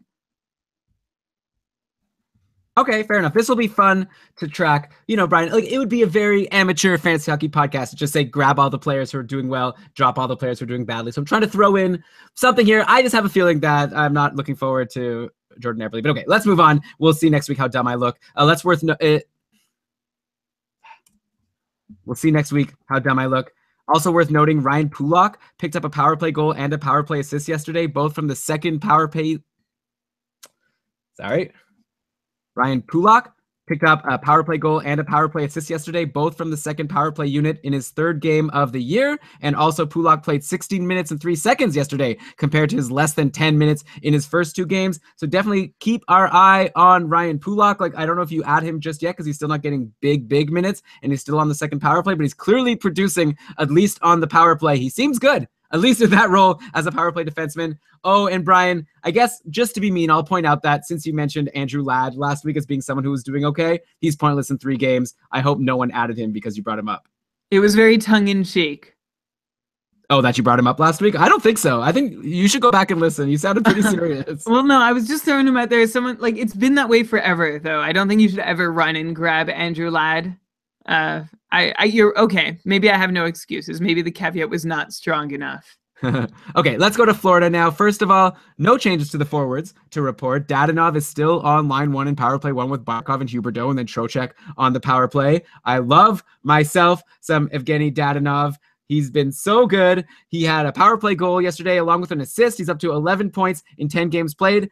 For me, he's right now our call of the year, I think, if you want to join in with me. Like last year, we had hashtag Team Werenski. The year before, we had hashtag Team Panarin. This year, I'm hashtag Team Dadonov. We called it. We said he'd be good, and he's been so good. Like I said, 11 points in 10 games. By the way, Trocheck and Huberdeau also have 11 points. Barkov trailing only 10 points in 11 games. Of course, I'm joking around. He's like fantastic. I'm loving all of these guys. the big change to report with Florida lines is that Aaron Ekblad has bumped Keith Yandle from the top power play with all those studs. So you've got Ekblad with Dadonov, Barkov, Huberdeau, and Trocheck, and this seems like great news for Ekblad if he can hold the spot. He had a power play assist yesterday. Surprisingly, no points in the 8-3 win over Anaheim on Thursday, but whatever. It might be a good time to try to buy low on Ekblad if his owner hasn't realized this line change yet, because he hasn't, picked up a ton of points yet. But meanwhile, Keith Yandle has 5 points in 10 games on the season. It doesn't help in any other peripherals. That hasn't changed, of course, like shots, blocks, hits. He's not going to help you there. Might be time to consider dropping Keith Yandle if he doesn't get back on power play 1. So I guess my 2 questions to you are time to grab Aaron Ekblad if you can, and also maybe should people become less and less interested in Keith Yandle if he's going to be off that top power play? We did say this could happen for Aaron Ekblad over our first couple shows of the year when it became apparent that Ekblad was hot while Yandle was decidedly not. I wouldn't act too rashly with Yandle. I expect your replacement options in free agency are pretty underwhelming and that dropping him outright isn't the best idea. You could certainly mope and be anxious about it, though, and keep an eye out for better options. But just to be clear, I'm not calling that top power play blue line spot taken away for good by Ekblad. And even if Yandle can still keep up a half point per game pace, that isn't so bad. The thing with Yandle is that you can't expect anything more than that, especially if he's off that top unit, including don't expect that peripheral help, which he hasn't really offered for 2 years going on 3 now. He used to be a great shooter. Really can't expect more than a couple per game from him, which is good for a defenseman, but not as good as you'd think for Keith Yandle. And Brian, are you on board hashtag Team Dadonov? On board. I own him in, I think I own him in 3 leagues. Nice. High five. I have him in the cupful. Very happy about that. So good. Okay.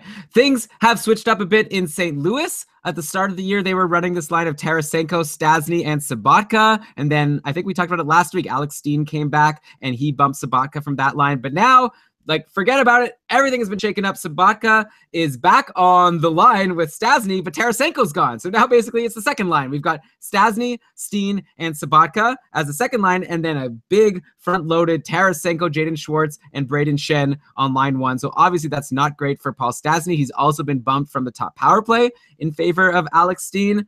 On the plus side, Paul Stastny still picked up an assist yesterday, and he has 5 points in his last 5 games. I don't know, Brian. Is this another Jordan Eberle situation? I definitely don't think you should drop him. By the way, I didn't mean to say you should definitely drop Jordan Eberle. But anyways, is it time to try to sell high on someone like Paul Stastny while he still has 11 points in 12 games overall? He's had a huge, amazing start to the year, but obviously something to be concerned about if he's off the top line and off the top power play. I didn't even realize as I was writing this up, really strong parallel between Paul Stastny and Jordan Eberle right now. Well, this is what you're in for with Paul Stastny, though, and he warned of it when he first started getting that production. The danger of Paul Stastny is that he's a really well-rounded, quality hockey player. So wherever the team needs him, they can put him. And if that's not on the top scoring line, then it's not on the top scoring line, and his production will suffer, and he'll bounce back and forth over the course of the year. So if you own him, I don't know if you can sell high on him, but you should at least consider him compared to the free agent options if there is anyone seeing better deployment at the moment. And then you could just keep an eye out. And when he gets back on that top power play, you can add him right back because he is pretty good when he's in that spot. So it sounds like you're saying you would drop Paul Stastny even though he's been doing real... Sorry. You know where I'm going with this. So it seems like you're saying you can drop Paul Stastny even though he's been doing pretty good because he's off the top power play, but you don't feel the same about Jordan Eberle? No, because Paul Stastny has been moved off. He's been deployed all around the lineup for a couple years now, whereas Jordan Eberle, I have no idea how long it's going to be that he's on the second line. I'm not saying drop Paul Stastny. Don't get me wrong. This is in a shallow league where there are some free agent options who are on the top power play unit. Yeah, lines aren't everything also. Obviously for both of them, if they're doing well, they're doing well, and maybe things can get shaken up again. The obvious winners here in St. Louis are Schwartz and Braden Shen, who are both already having fantastic seasons, and now they get up to play with Vladimir Tarasenko at even strength. Schwartz is up to 15 points in 12 games. Do you think he can hit 70? He's looking so good. And also, we've got Dauber, who famously predicted 70 points for Braden Shen, and some of us thought that was a little high, but he's got 10 points in 12 games so far. That's a 68-point pace. Could be close. As big a fan as I am of Jaden Schwartz, he actually seems like the sell high guy compared to Braden Shen. So I have to bank on one of them if I have to bank. So if I have to bank on one of them to get to 70 points right now, it's going to be Shen. Yeah, Dauber's looking pretty good for that prediction. We weren't believers. I still don't know that I'm sold, but it's looking better than I imagined. Yeah, top line, top power play with a high-scoring team playing with Vladimir Tarasenko, who's been doing great. Yeah, it wasn't the craziest idea. All right, let's go to Chicago now. Usually when someone gets on the line with Patrick Kane, it's like big news and we say jump and add that guy. But lately, none of the Chicago like side players have been doing anything especially noteworthy. Like it's pretty quiet over there. The Hawks have lost actually 3 in a row in 5 of their last 6 games. Like before we get into the players, like what's going on over there? Is it maybe time to buy low on Crawford? Like it's kind of weird. Crawford has a 935 save percentage. She's been great, but only 5 wins in 10 games overall. And like I said, hardly any wins lately. Like, are you concerned about what's going on in Chicago, or is now the time to try to grab Crawford if you can? I thought we were gonna not do this part. Oh right. But skip it? Well, if you give me about 15 seconds, I will. I'll come up with a. I can give you 15 seconds for you. Maybe I could chat with people in the chat room. I feel like there's been a lot of fun stuff here, and I've just been rolling along. Who's still here in the chat room? Crickets. Well, no, there's a delay. Yeah, and by the time they write back, we'll have moved on. All right, maybe they're all gone. Oh well, it's just us, Brian. Actual crickets. Hi, Kevin. Hi, Alex. Yeah, I'm. I don't really have an answer. Maybe just say. Okay. All right. Just say they're doing badly. Okay. I don't know. It's been a little surprising as to how much they've struggled, especially while Corey Crawford has held it together on that end of things. I was trying to see if Chicago had been shooting poorly on the year. The answer is no. They're near 10% shooting as a team, and that is good for 6th overall in the league, which means they should actually see some regression there. I actually haven't looked at the game-by-game numbers to see if that regression has actually started over the recent games. They're just paying for the success that they had previously.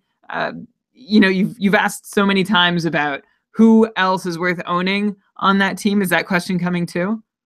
Yeah, of course. Yeah. Always. So I guess I don't know. I'm gonna preempt your question and say you've got Kane, you've got Taves, you've got Brandon Saad, and then you've got maybe out of free agency, cycle them in when you see good things happening from Panic, Schmaltz, Hayden, Hartman, DeBrincat got a turn on the top line. Yeah. No, I hear you. Yeah, let me give people the update, but yeah, no real answers here right now. Like I said, it's kind of disappointing right now to be playing even with Patrick Kane, who's doing fine overall, not like as exciting as he's been in previous years. Anyway, okay. So earlier this week, like you mentioned, DeBrincat was bumped up to the Taves line. That didn't last. Now we're looking at, in the last game at least, Taves, Panic, and Saad. So back to the same first line as before. But then Patrick Kane with Schmaltz and Hayden. So not Hartman, Hayden. Hartman is down to the bottom 6 now, along with DeBrincat. So I guess forget about them. John Hayden, he has 2 points in 3 games in his last 3. Barely any shots, low minutes. I can't imagine he'll be staying on that line for long, considering how badly Chicago lost yesterday. Schmaltz scored a goal yesterday. Overall, hasn't done much. Panic, by the way, is pointless in 3 games. He had a really strong start to the year. At this point, yeah, I think aside from, just like what you said, aside from Kane and Taves and Saad, none of these guys are especially exciting. I guess you could watch and see who's going to go on a hot streak. I like the idea of Schmaltz centering Patrick Kane, but it could maybe be an Anisimov situation where even if he centers him all year, he's not especially fantasy relevant. He might have good stretches, though, because Patrick Kane is still a really good player. Okay, let's go to another team that has had their lines changed up because of a new player coming in, Andres Athanasiou. Yeah, let me just say. Andreas? Yeah. Let's go to another team who has had their lines shaken up this time because a new player has come into the picture. Andreas Athanasiou has finally rejoined the Detroit Red Wings after his contract dispute ended, cost him the first 3 weeks of the season, but Athanasiou is back, and he actually scored a goal yesterday in his second game back with the team. He actually had 5 shots on goal overall in his first 2 games. So that's pretty good, like 2 and 3 shots. So Athanasiou is playing on a line with Larkin and Mantha. And then the top line, at least yesterday, was Zetterberg with Nyquist and Tatar. But overall, the offense is starting to slow down for all of these Red Wings. Like, they all started pretty hot, but they only have 6 goals overall as a team in their last 4 games. Right now, Gustav Nyquist, I guess, is the guy on the best run. He has 4 points in his last 3 games. He had 7 shots yesterday, which is he had 7 shots yesterday versus Florida, which is really nice. But yeah, Anthony Mantha, he's slowed down. He only has 2 points in his last 7. Dylan Larkin has 1 assist in his last 4 games. He's had 7 straight games with no more than 2 shots on goal. Even Henrik Zetterberg is pointless in 4 after starting the year with 9 points in his first 8 games. like Mike Green is pointless in 3 games. So everyone's slowing down. I'd be curious to know in general, like where you rank Athanasiou. Do you think he's good? Is he someone worth adding, or is he just like another guy in this group of guys? Seems to me like the Red Wings team that we're seeing is the team we should expect throughout the year. Like there's going to be random spurts every once in a while from all of these guys that I've mentioned. And there's also going to be spurts where none of them are really worth owning, maybe with the exception of Zetterberg, maybe Mike Green, even though even they are showing us that they can slow down. I feel like a lot of people are still holding on to Dylan Larkin and Anthony Mantha after their really strong starts. Maybe those guys can be considered streaming options at this point. I'm going to call Andreas Athanasiou part of the clump. It's frustrating, by the way. Nyquist, I've added and dropped him more than anyone this year. Maybe 4 or 5 times I've streamed him in it. Maybe 4 or 5 times I've streamed him in and out of my lineup, and he did nothing pretty much the whole time. And even when he was in free agency, he was doing nothing. But now that he's actually on someone else's team, he's gotten going. Anyway, that's not interesting to you, probably. I've got Zetterberg being someone you want to have. Nyquist probably has a good shot. Mantha as well. After them, I'd say it's pretty much even between everyone. I'm not overly excited about Andreas Athanasiou. I like that he's someone who seems to have a bit of a scoring touch, but is pretty unproven, and his shooting percentages weren't necessarily looking sustainable from whatever success he did have last year. So yeah, I have him decidedly in the clump of Detroit players. By the way, if you haven't dropped Martin Furk yet, he's snoozing. He's been snoozing for a while. I think everyone's dropped Martin Furk. Now I'd say you're snoozing on Dylan Larkin if you still have him. And you said you're still high on Anthony Mantha, but I don't know. He's in the clump also. I'm not too excited about him right now. Oh, Detroit, they can't score goals. Christmas with the clumps. Okay. Let's end the show with our lightning round, like some random hot streaks and cold streaks. We can't do this show without mentioning Clayton Keller. Goddamn, he scored again yesterday. He's on a 5-game point streak. He has 12 points in 11 games. He's leading all rookies right now. Of course he is, though actually it's kind of a tight race. It was really interesting today, Brian. I looked at the list of leading rookie scorers so far in the season. Like I said, we've got Clayton Keller with 12 points. Then we have Butcher, who has 11 points in 10 games, all assists. He actually had 2 assists in the last 2 games that New Jersey played, so we were saying he was starting to slow down, but clearly he's still going to put up some points sometimes. Bratt also on New Jersey. He has 10 points in 10 games. He's doing well in Palmieri's absence. Palmieri has been injured, and we predicted that he got into the top 6 and got decent power play time while Palmieri was injured before, and he's doing it again. It looks like Marcus Johansson could be injured. He missed the last game, so maybe Bratt gets to stay in the top 6, even if Palmieri comes back, so definitely someone to watch. And yeah, like I said, he's got 10 points in 10 games. Sergachev has 10 points in 12 games. We already talked about him. He's been great. Brock Besser, we already mentioned him, 9 points in 8 games. Then you have Kempe, who we've already mentioned this episode, 9 points in 11 games, though I should remind people 4 of his 9 points were in 1 game versus Montreal. So I don't know if I would count him as staying in that group. McAvoy, by the way, on Boston, 8 points in 9 games, only 3 pointless games all year. So another one of these really consistent guys. Charlie McAvoy just keeps pouring in the assists. Then you still have guys like Hischier and Barzal and Verana, though we've kind of called him a snoozer at this point. So it's a really fun group of rookies this year, but Clayton Keller is at the top of them. He's so awesome, but Arizona sucks. They've yet to win a game this year. Ranta still injured. He was put on the IR today, though I was reading that he's been skating, so maybe this was more of a paper move so they can move people around. He's eligible to come back at any time since the IR designation is retroactive of when he got injured. Anyway, they already made a change. Louis Domingue is finally gone. He's been having a horrible season, 856 save percentage. Aiden Hill hasn't been much better, by the way, with an 880 save percentage. Anyway, so Domingue has been waived. Arizona traded for Scott Wedgwood from New Jersey. So I'd imagine what's going to happen now is Antti Ranta is going to be the starter when he's healthy. Scott Wedgwood will be the backup. Aiden Hill goes back to the minors, and Domingue probably goes back to the minors. I can't imagine that too many people are looking to claim him off waivers. I guess we'll see. But yeah, you'd imagine like Arizona has to do better. Their goaltending has been so bad. Like I said, both of their goalies have been giving them sub 900 save percentages. Hopefully Ranta could come back, settle in, do at least average, and I think that'll mean something really good for Arizona. So now, like we said on the mailbag show last week, this could be the last chance to get Ranta on the cheap.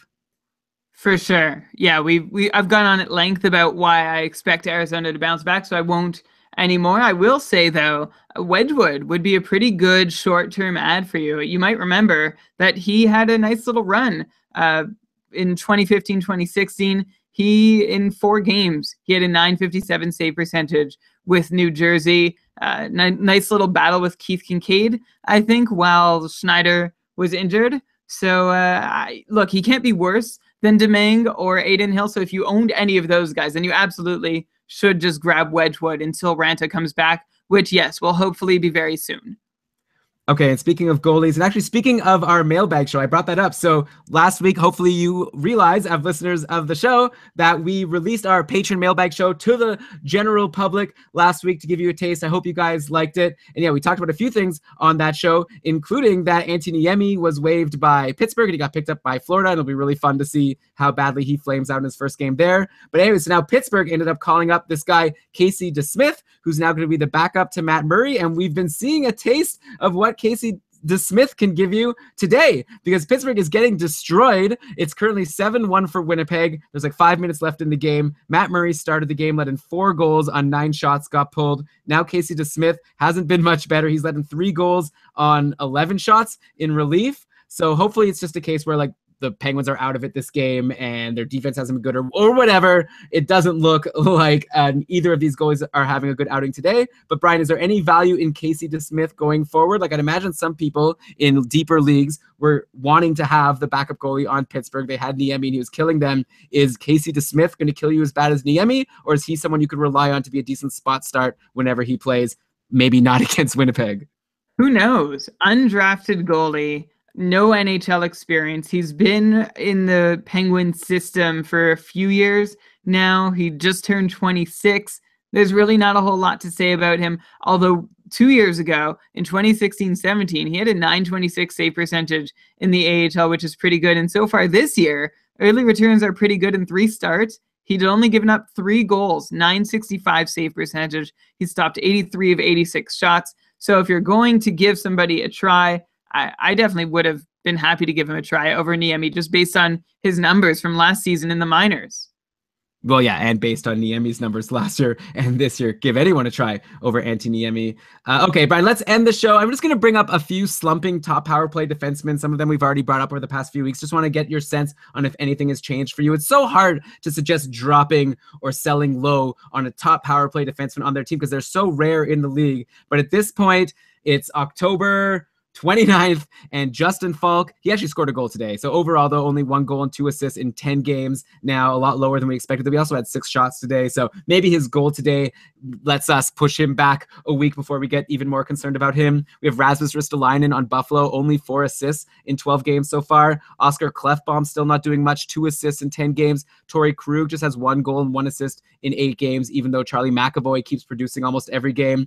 Do we just stay patient with all of these guys? Are there any red flags you've seen aside from what their owners are hoping for? Like the owners are hoping that you're just going to say it's been bad luck so far. We think it's going to improve. Is there anything different to say, or do you still feel the same about Ristolainen, Klefbom, Krug, Falk as you did, let's say, 2 weeks ago?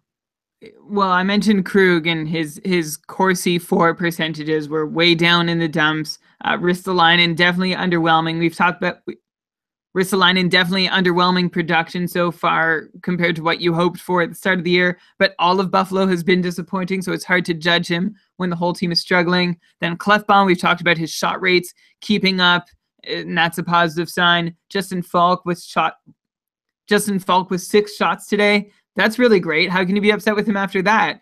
So even if they were all struggling, it's a hard question to ask. Like, should you stay patient with them? Because what are you really supposed to do about it? You don't really want to, you're not going to get a fair return if you try to sell them. You probably don't want to drop them for nothing unless you're in the shallowest of leagues. So just hold on, keep hoping for the best. Maybe you can package, if you're out of patience, package them in with another piece in a deal. But none of them, I feel, after 10 games is someone that you want to really sell for undervalue.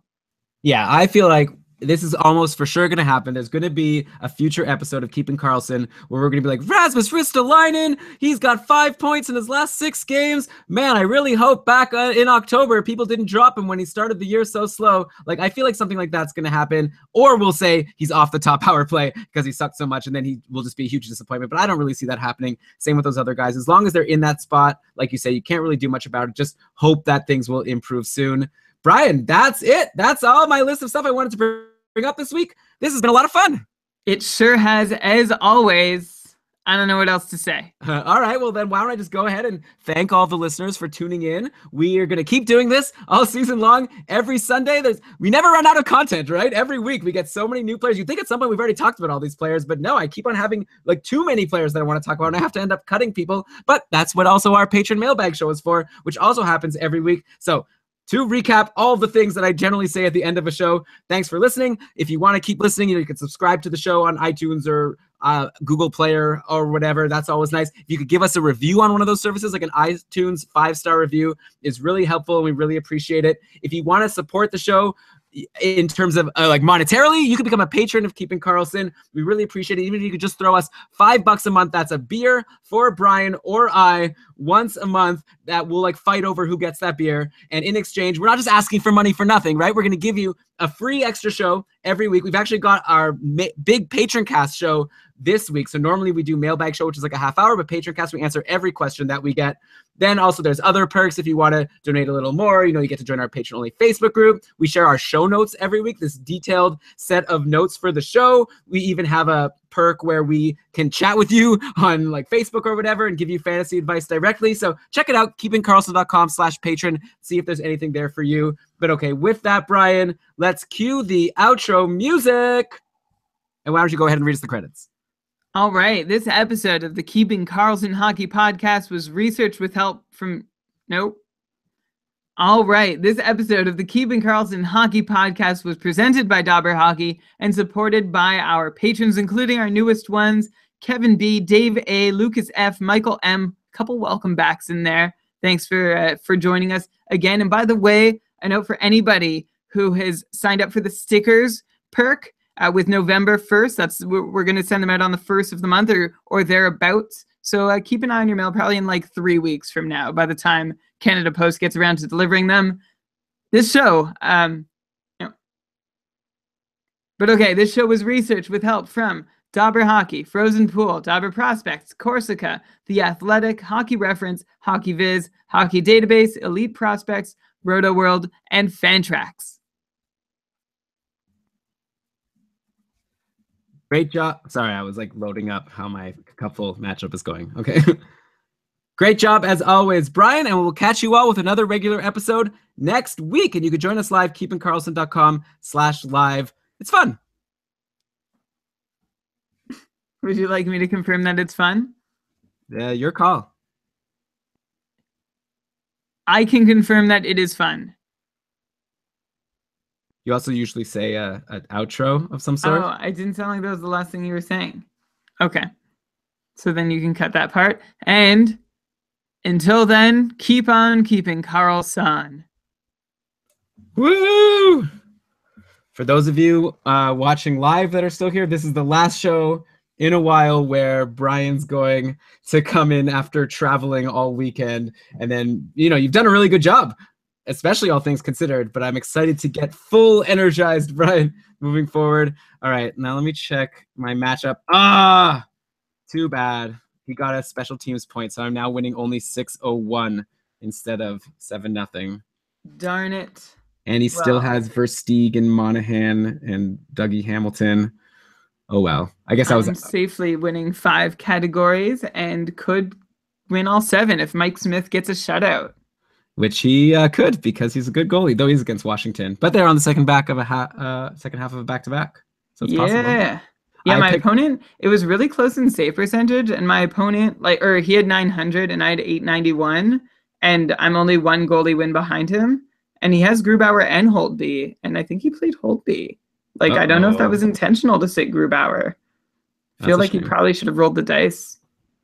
Yeah, so I guess we might both get... I could really use this win. I was really nervous for this week because of my schedule. My opponent had a lot more games. Poor Anthony. Really, his team just let him down.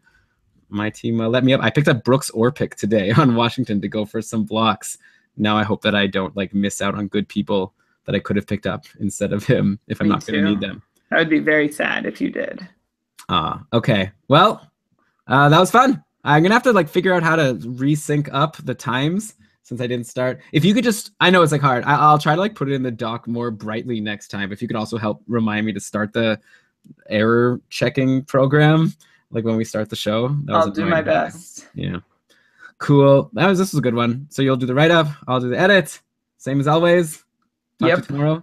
Talk to you tomorrow. Thanks everyone who's here for joining us. We appreciate it. Bye everyone. Thanks for joining us. Bye.